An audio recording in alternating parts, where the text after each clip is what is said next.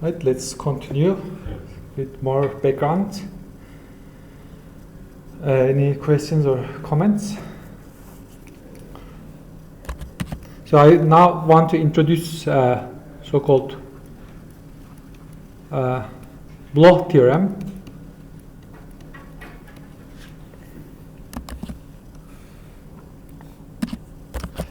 But before Bloch theorem, let me remind you a basic result in quantum mechanics. Let me call it preliminary theorem. Preliminary theorem. So let's let H be Hermitian Hamiltonian. Let H be Hamiltonian. And A an operator, not necessarily a Hermitian, but it may also be Hermitian. And it is given to us, given H and A commute. So what this means is HA is equal to AH. So the order is not important. These two things, which is generally not happening in quantum mechanics, right? We have matrices in quantum mechanics, and matrices generally don't do this thing. But if this thing happens, it gives us a very useful result. Let me illustrate. Start with Schrödinger equation.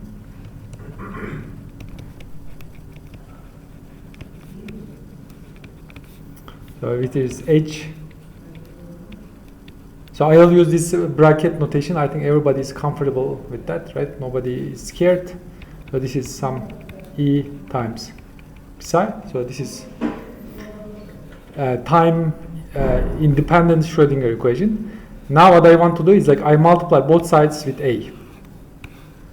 So this thing, and I put A here, because right hand side is equal to left hand side. I can multiply both with the same thing, and I have the same thing again. So this side, because E is a number, right? Schrödinger equation is an eigenvalue equation, and eigenvalue is E. So a number commutes with everything. So we can basically write this like E times psi. So there's no problem here. And here I can also commute because of, even though H is not a number, it's an operator. H and A have this special relation, so I can commute this. And this is going to be H times A psi. And since right hand side is equal to left hand side, I have this equation.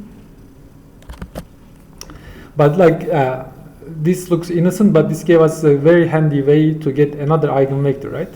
If psi is eigenvector, A times psi is also eigenvector, right? That's very nice, because eigenvectors are sometimes hard to find, and if you find one, you can find another one.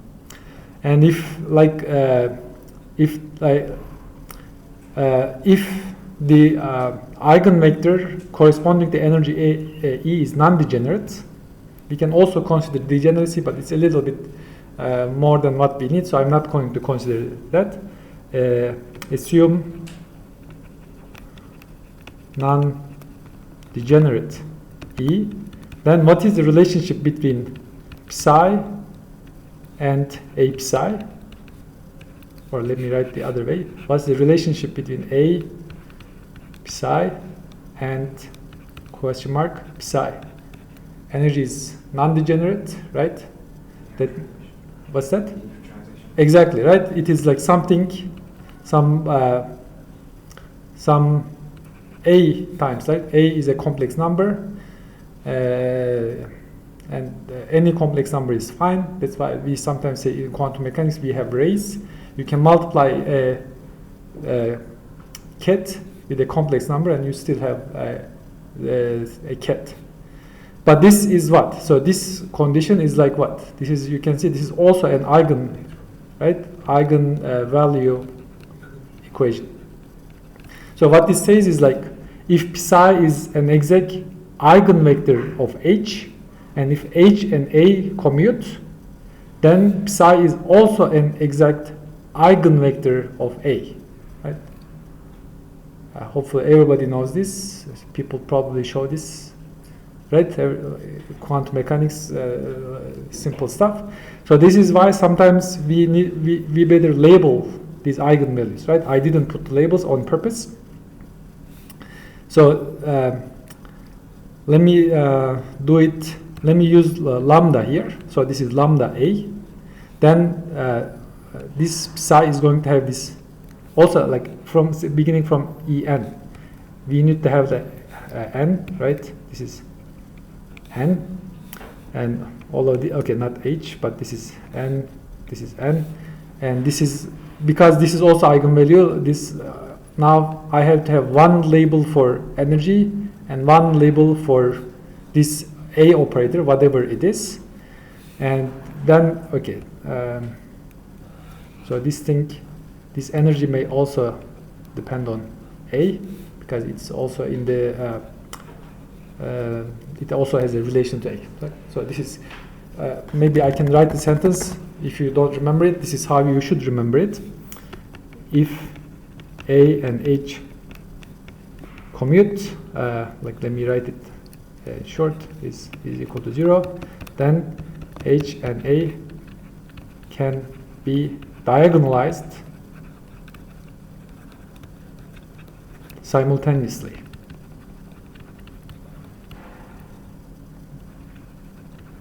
Very important thing that we use all the time.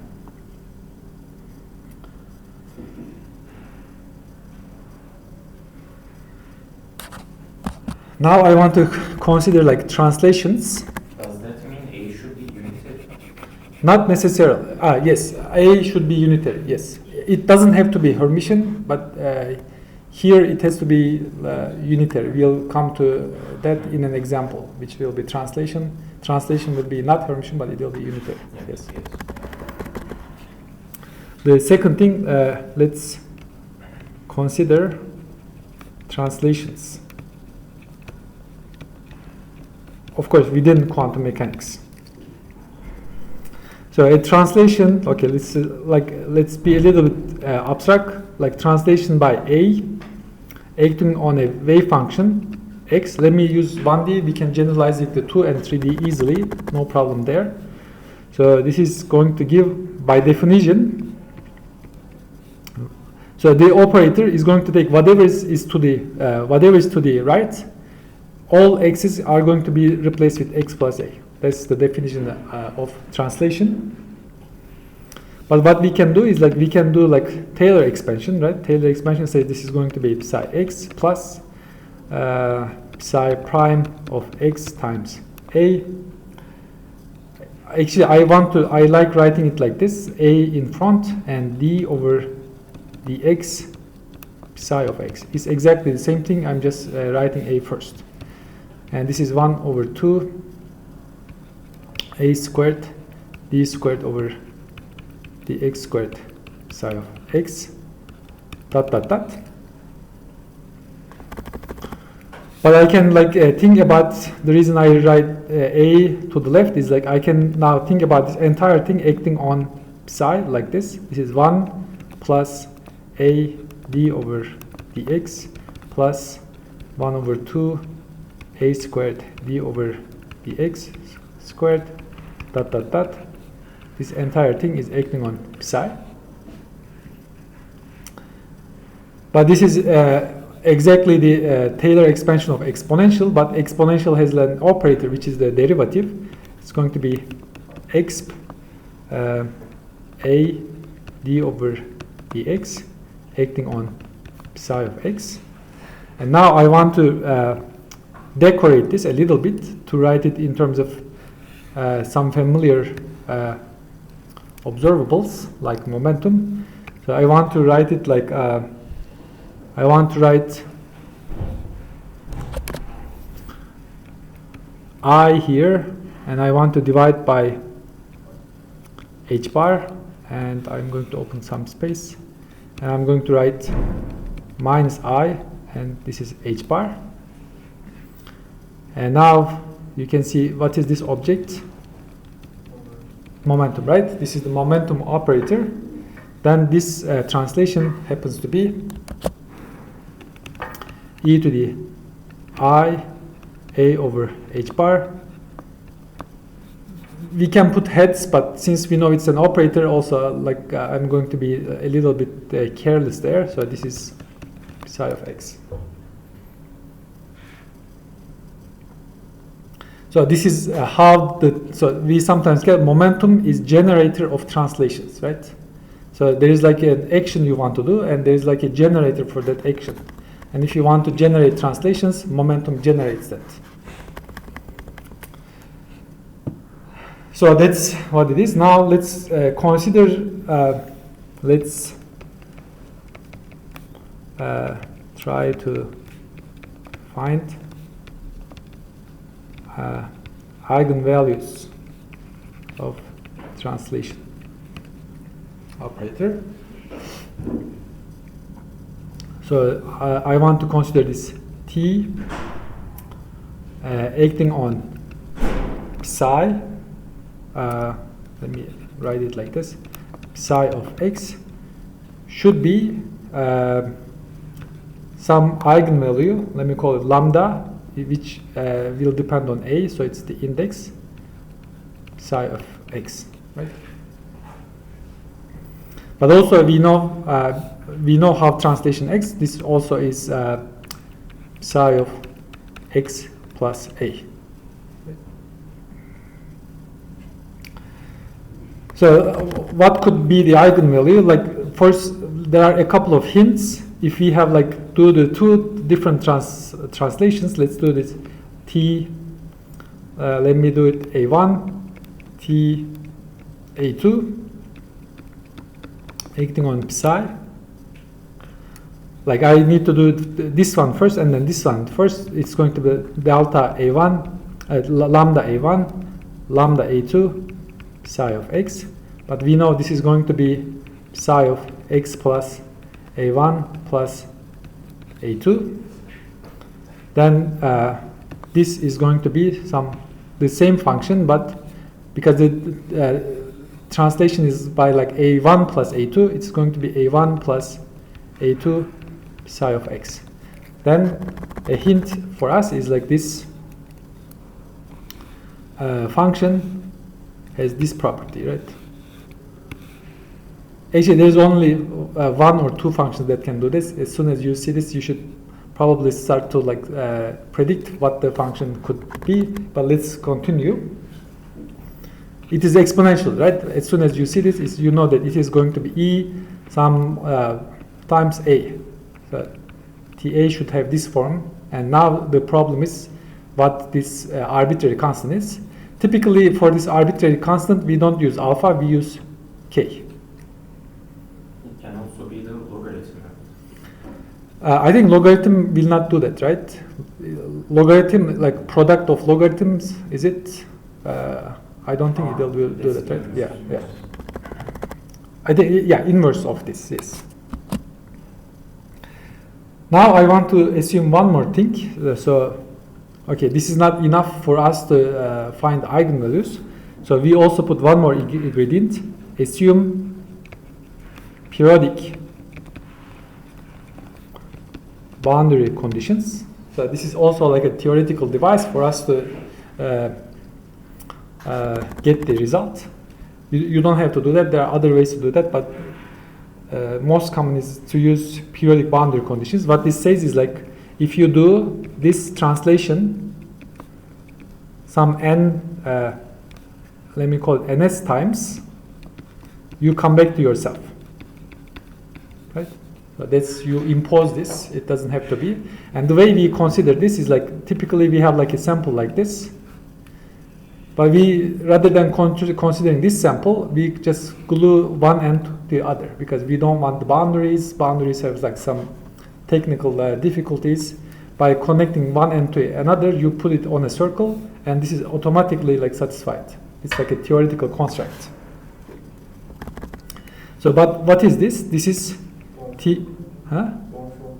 Yes, exactly. That's the same thing. So this is t, so a ns times acting on psi of x, and it is going to be this lambda a to the ns times psi of x, but lambda was in this form, right? This is going to give us e to the I k a ns, okay, n sub s, number of sites I will call, should be 1, right? You have to come back to your stuff.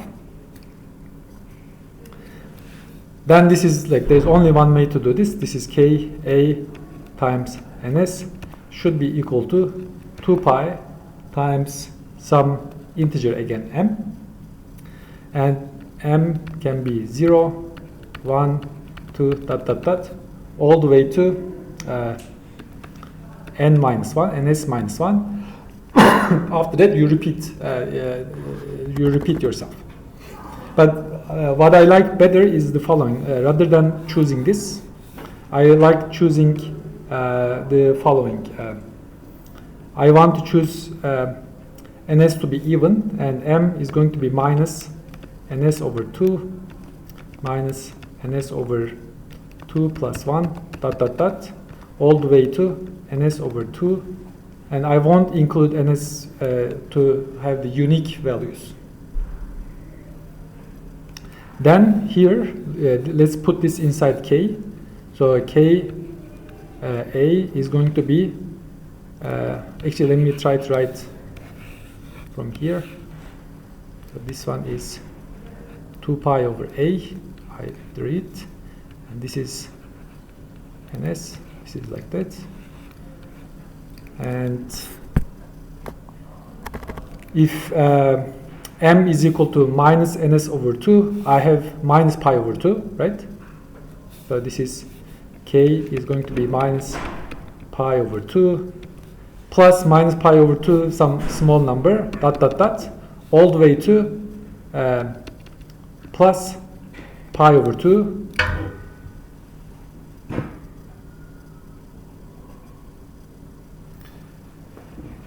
and generally we show it like this, like it is like the pi over 2 is included, but no, sorry, I forgot a, right?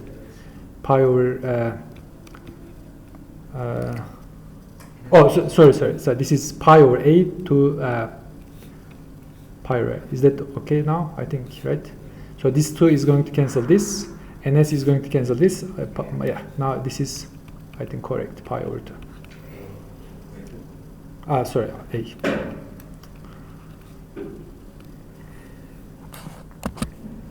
Why did we show the first extension and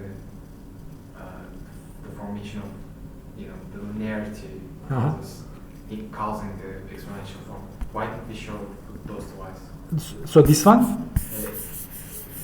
Yes, that one and the one about this, the exponential functions extension. So first, why did we show this? So I think it is, at least for me, a hint. Right? First, this is like a translation, right? Yeah. If you translate by a, you have a times p over h bar. But independent of this, you can see translation have this k. Then you can see this k is related to this p over h bar somehow. So even though we didn't say it is a momentum here, k, it's kind of like going to take the role of momentum. So I'm putting bit by bit without direct connection, but hopefully you can do it yourself. So this thing, let me just finish the argument here. So here is this k space. This is the 0. This is minus pi over a.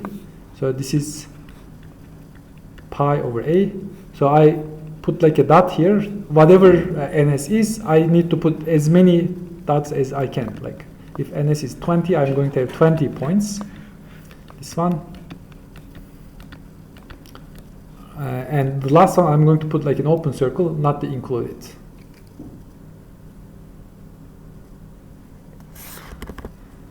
Therefore, Okay, we now know what k is. Right? We enumerated k. So then now we can write what eigenvalue is. Ta times psi. You can see eigenvalues are labeled by k times x is going to be equal to e to the I k times a times psi k of x.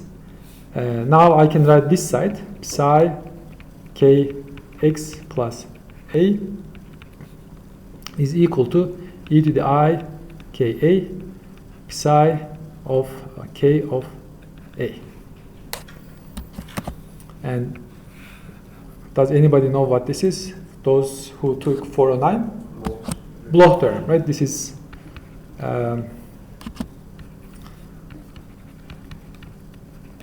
Bloch theorem. So very important but very simple theorem, right? Like if it was density, if you translate the density, rho of x plus a was equal to rho of x, but the wave function is defined up to fx. So if you translate by x, if you go from, if this is 0, if this is a, if you go from here to here, by translating one full lattice constant, you go to wave function up to a phase. Because wave function is not observable, you have to take this additional phase, and that additional phase defines us the Bloch theorem. Now let me illustrate the second version of Bloch theorem. Now let's define some function u from this, but I want to define u like this. I take this psi k of x, but I multiply with minus I kx. And I want to look what is the symmetry, like translational symmetry of this u. Let's write it and see. uk of x plus a is, let me just write this entire thing. So this is x plus a, and this is x plus a, right? I just rewrote the definition. Now I want to split this, e to the minus I k a, e to the minus I kx. And for the second part, I want to use the Bloch theorem, right? Beside k x plus a is equal to e to the I k a psi k, this is x. This is x, I think. If I have a mistake here, it's your mistake. I'm not careful. So this is x, and this is cancel that with that, but this is e to the minus I kx psi k of x. But what is this in terms of u? It is u itself, uk of x plus a. Then uk of x is periodic. The final expression is uk of x, not x. Oh, sorry, yes, uk of x. Then uk of x is periodic. Now I want to put this back, right? Now I invert this by multiplying both sides with e to the minus ik. So psi k of x is equal to e to the I kx times uk of x.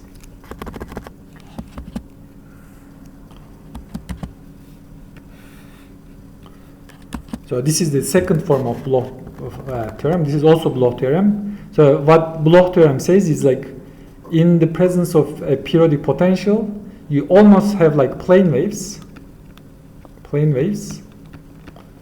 but they are modulated by a periodic function. Okay, this is also Bloch theorem. And typically people, when they write this, they also write this like this. U of k should be periodic.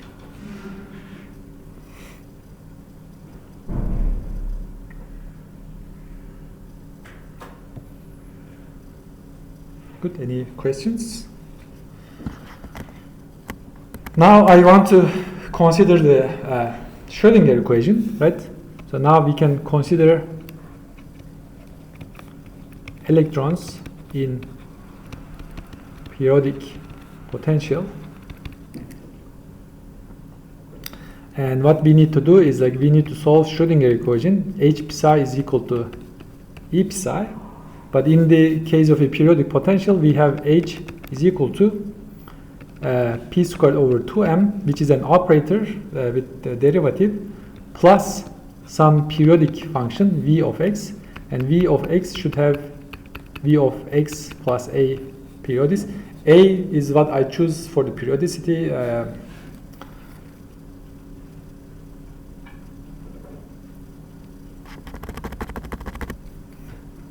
Now let me write this a little bit. So H depends on x because of V form, and this is psi of x is equal to some energy times psi. Again, I am not going to put the labels at first. Once I see the structure, I'm going to go back and relabel the things to be consistent.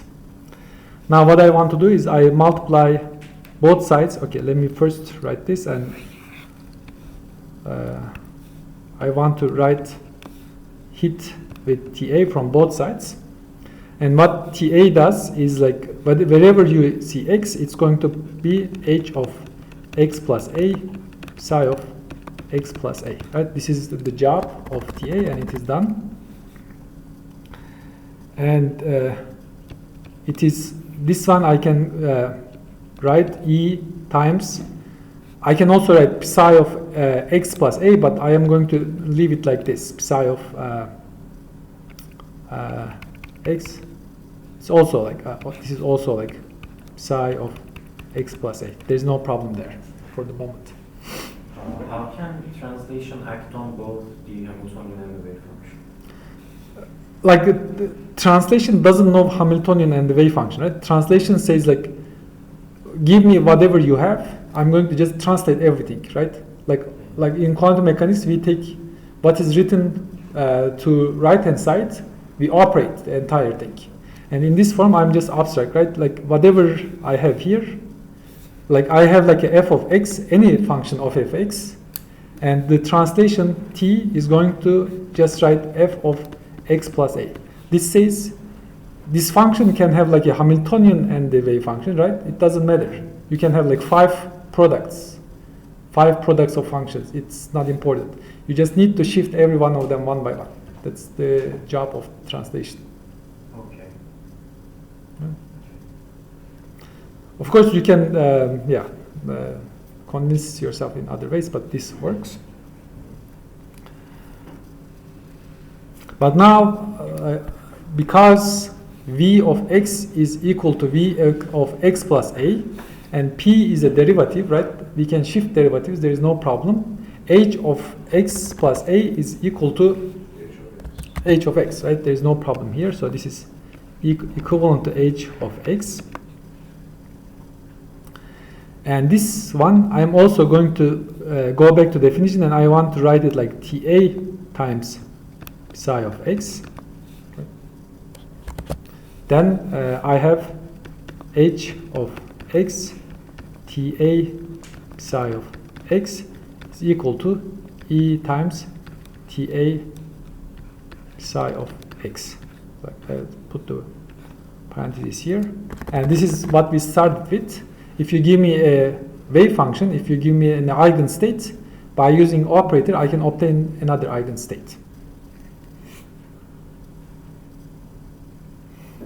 And the reason we can do this here is because you can see like we have here t times h. Here we have h times t. And this, we kind of used h TA is equal to 0 here, which is the beginning theorem we started.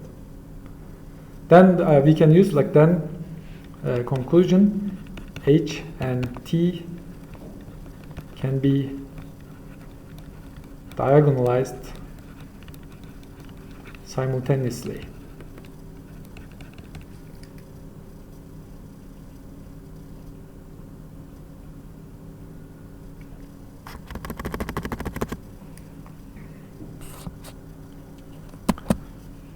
Good.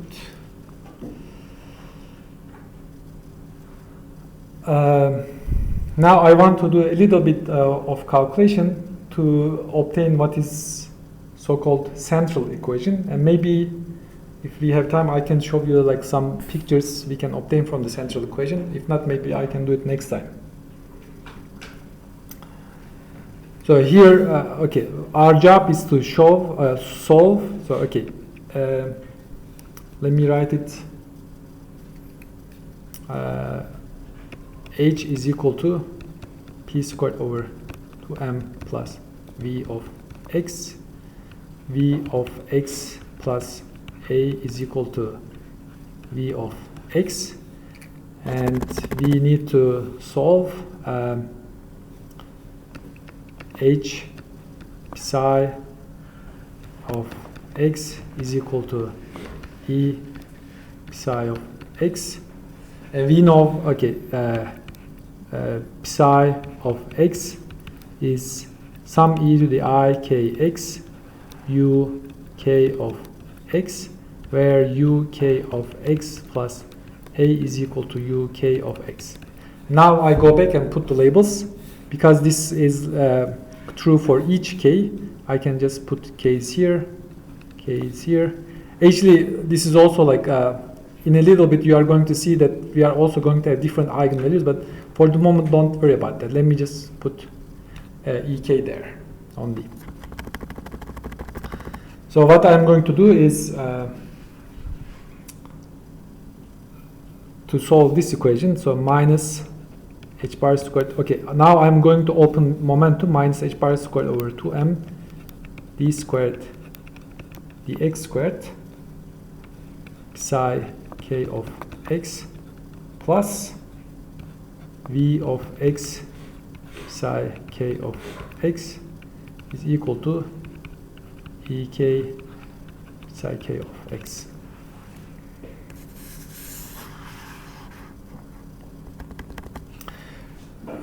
So using this condition and this condition, now I can use the Fourier theorem, right?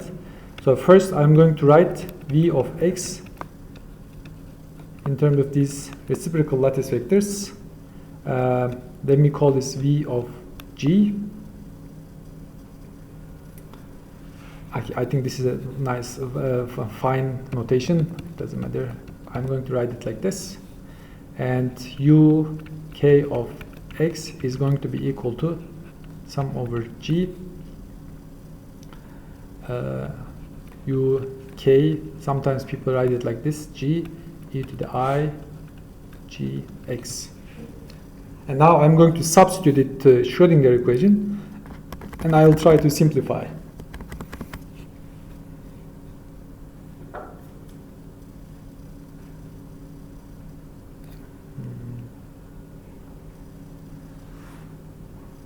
Okay.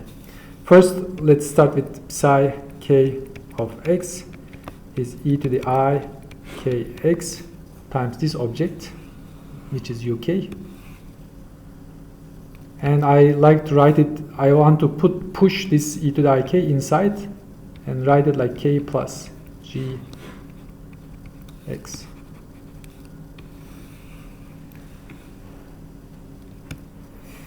Now I want to act on this function with the derivative, because I have the derivative in the momentum.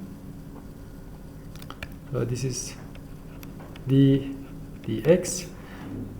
So derivative doesn't know, so this function doesn't know anything about x, so it's not going to know about derivative, but this function is going to know about that, and it is going to be I k plus g, right? And the second derivative similarly.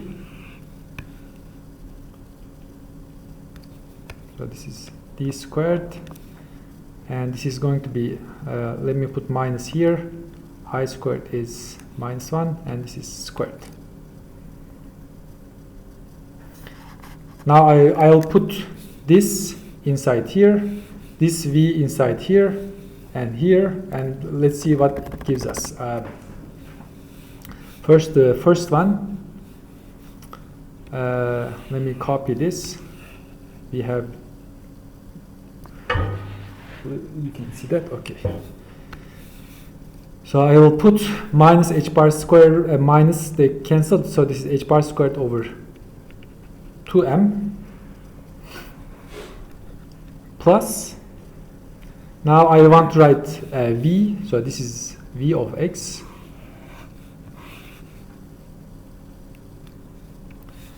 and this is psi, right? V is multiplying psi like this, and lastly is equal to e of k times psi itself.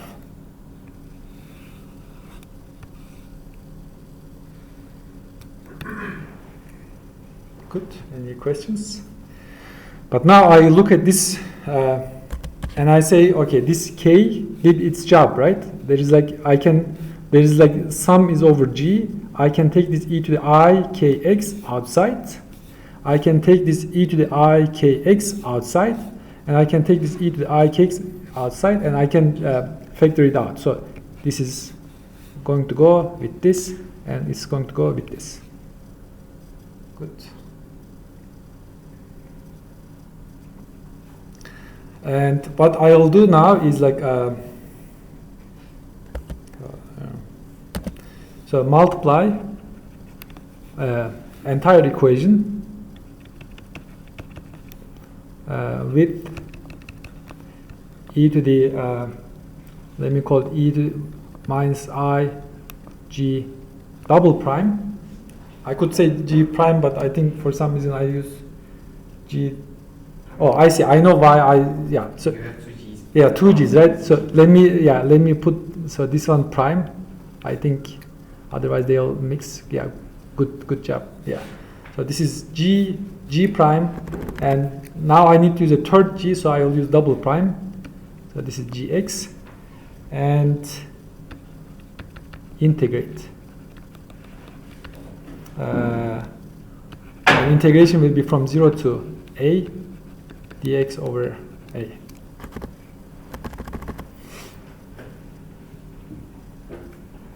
And the key integral, there's only one integral we need to use, and that integral is from 0 to a dx over a e to the I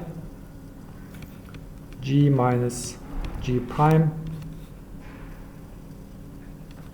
x. I think anything, right? Like this is just an integral. And what is this?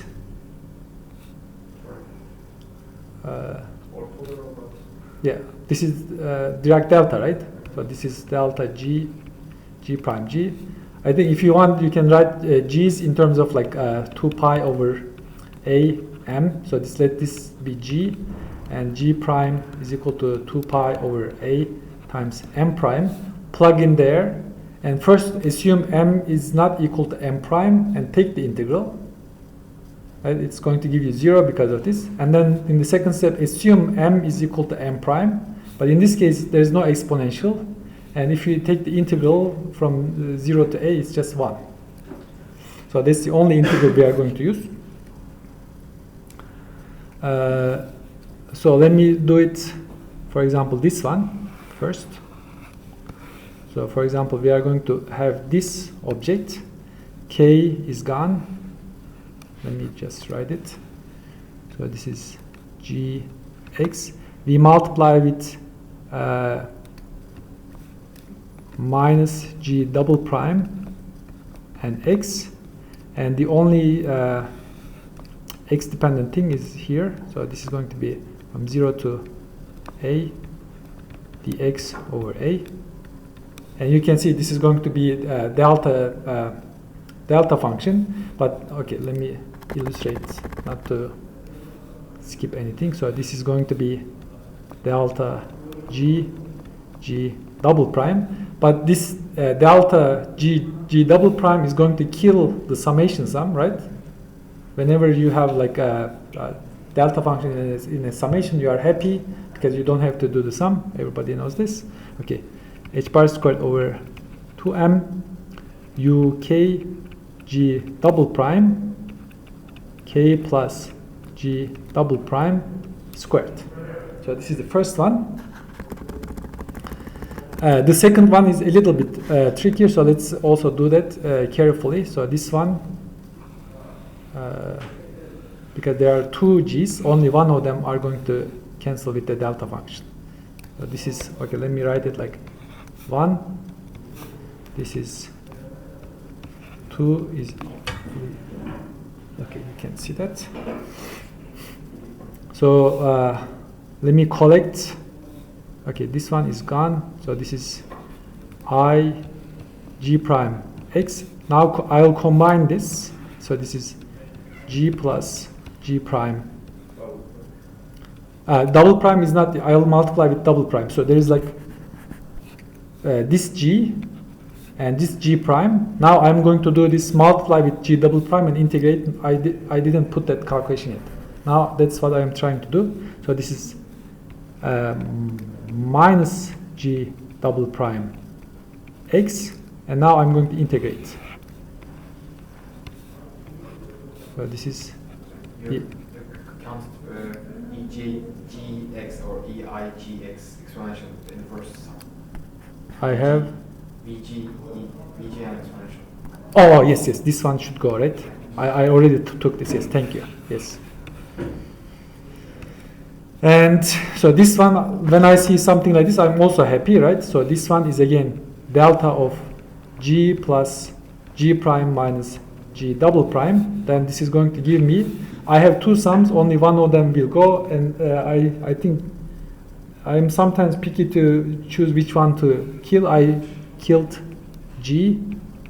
I think I was really able to write everything in terms of 1g at the end. So this is g prime v of, whenever you see g, it's going to be g double prime minus g. So this is g double prime minus g. And whenever I have uk, and I think g prime is fine. I think, let me write it, g prime. Isn't that g prime, vg double prime, g prime or g? So I use this one. So I need to kill this summation, and this summation tells me g is equal to g double prime minus g prime. Oh yes, and this is g double prime minus g prime. Yes, good. And the second one is correct. And last one, I think last one is the simplest one. Let me write. So this one was, so the first term, this is the second term, and third term. And third term, similarly, let me just write the results, is going to be equal to, just like this, right? It is just in terms of UK, but it's going to be EK UK of G double prime. Good. Now I can put all of these equations together. So the first one,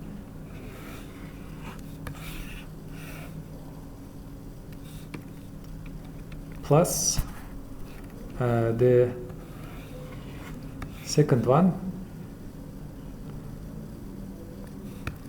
so plus this one, is equal to this one.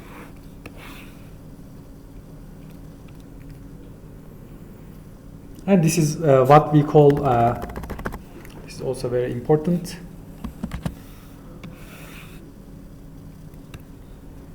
So this is what we call central equation of Bloch theorem. Now, if I want to, let's think about like one-dimensional case. So whenever I see G double prime, I'm going to write it like 2 pi over A times M. Whenever I see G prime, I'm going to write it like 2 pi over A M prime. I mean, you could put M double prime, but there is nothing M, so I just wrote M here. And the central equation is going to be like a matrix equation, right? Let me write it, and you can see. So this is going to be h bar squared over 2m. So this is, and m is element of integer. It's like going from minus 5, minus 4, minus 3, 0, 1, 2, 3, 4, something like that. So this is k minus 2 pi over a squared. So this is k squared, k plus 2 pi over a squared, dot, dot, dot, dot, dot, dot. So this is the first one.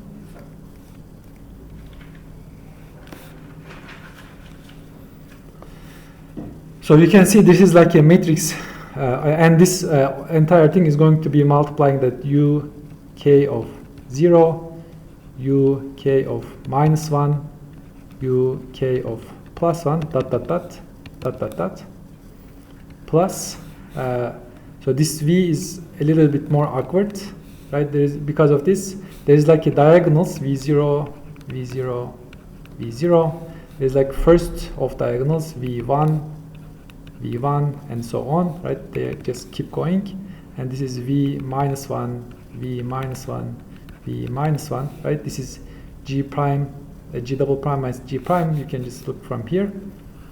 It's going to be equal to this, exactly the same thing.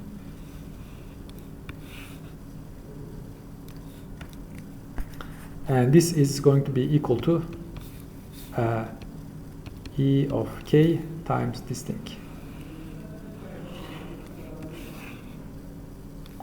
Right? So we started with like a differential equation, but we converted that differential equation to a linear algebra equation, right? It's like an eigenvalue equation. And eigenvalue equations are simple because we can put them in a computer, and like thousands of, like maybe million by million matrices can be diagonalized today. There's no problem.